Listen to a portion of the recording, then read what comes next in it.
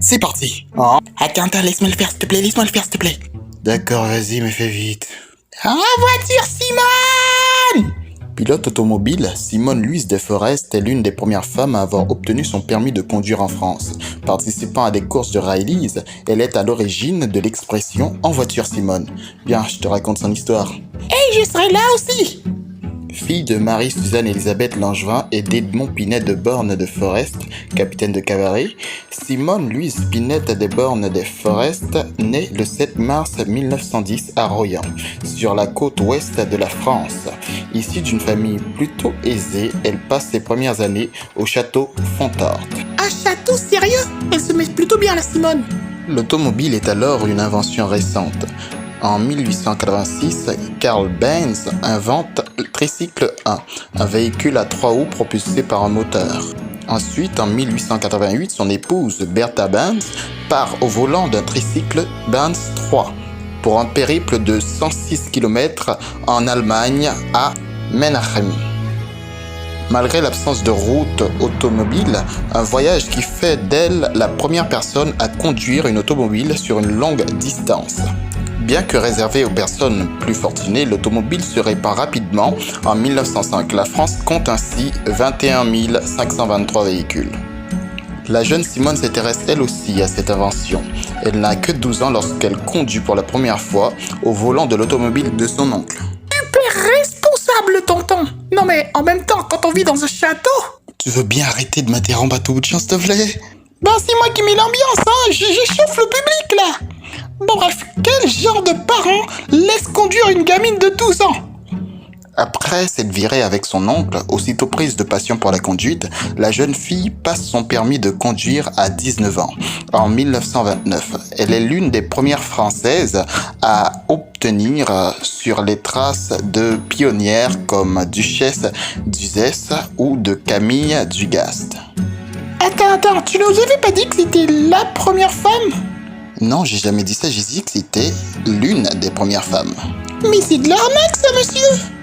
Dès l'année suivante, Simone Louise de Forest, passionnée de vitesse et d'adrénaline, se lance dans la compétition d'automobile, dans laquelle les femmes sont très rares. Faut dire que être plein aux as, ça aide aussi, hein?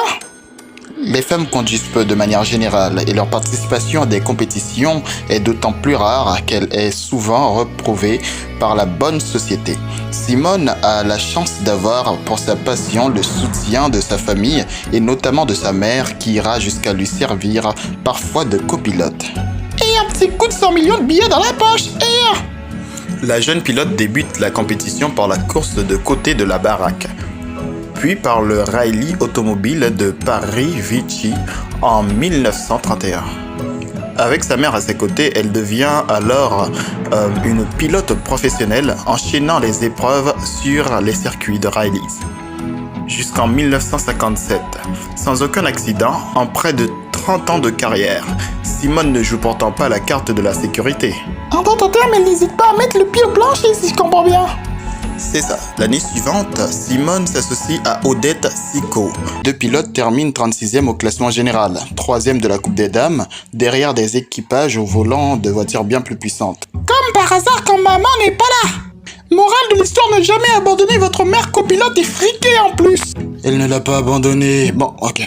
En 1937, elle s'associe à nouveau à Odette Sicot. Encore? Et également avec la pilote Hélénis, avec laquelle elle ne s'entend pourtant pas. Enfin de l'intrigue dans cette histoire, c'est une vieille rivale, c'est ça? Non, ils s'associent ensemble pour effectuer des essais de vitesse sur l'autodrome. Les pilotes battent 25 records du monde. C'est bien gentil tout ça, mais quand est-ce qu'on va entendre parler de En voiture Simone? Ok, j'y viens. En 1940 et pendant la Seconde Guerre mondiale, Simone Louise de Forest travaille comme conductrice de camion pour la Croix-Rouge. Après la guerre, elle reprend le sport automobile.